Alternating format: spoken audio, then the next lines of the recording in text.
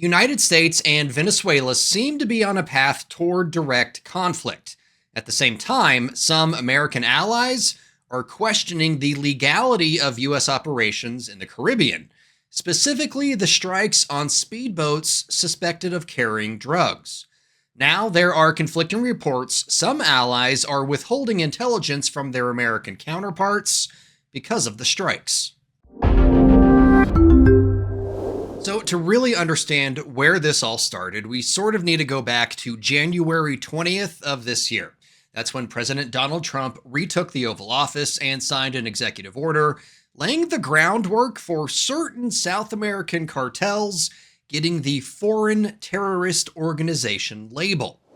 In February, the White House formally declared 8 Latin American crime organizations as FTOs. In August, the U.S. military buildup began in the Caribbean, and on September 2nd, the U.S. carried out its first known strike on a small boat suspected of carrying drugs.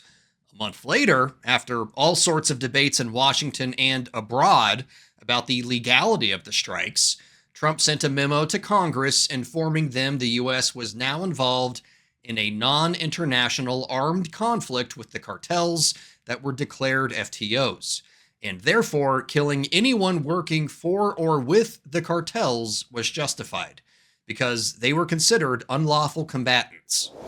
We've reported on this before, so check out san.com for a full breakdown. But basically, the Trump administration's legal arguments for the strikes is because a country has a right to defend itself, and because these cartels are now considered foreign terrorist organizations, the strikes are legal. But outside of the administration, it's not so clear-cut.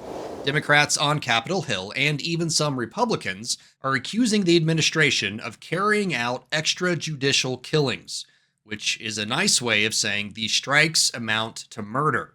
And this is where we start getting into conflicting reports of intel sharing or not sharing. France and the UK both have a significant military presence in the Caribbean and often work closely with the United States on drug interdictions. CNN reported the UK suspended intelligence sharing with the US over the boat strikes, but both US Secretary of State Marco Rubio and his British counterpart, Yvette Cooper, denied that claim and called it fake news.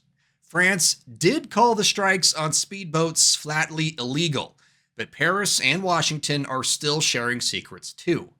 Colombia did stop sharing intelligence with the United States. The decision was made after Colombia's president, Gustavo Petro, said the fight against drugs must come second to the fight to protect human rights. Now, up until this point, all of the U.S. strikes in the Caribbean and the Eastern Pacific happened in international waters. But if the U.S. starts hitting stuff on land in Venezuela, then U.S. allies may rethink their stances on intel sharing, which happens in the international community. For instance, the Netherlands is not sharing intel with the US right now because the Dutch think it might wind up at the Kremlin.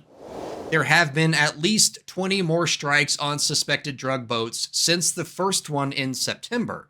Around 80 people were killed in those strikes, maybe more. There have also been several efforts in Congress led by Democrats to rein in the president's authority in what's now being called Operation Southern Spear, but none of those efforts were successful. For more unbiased, straight-fact reporting like this, download the Straight Arrow News app today or check out the website, san.com.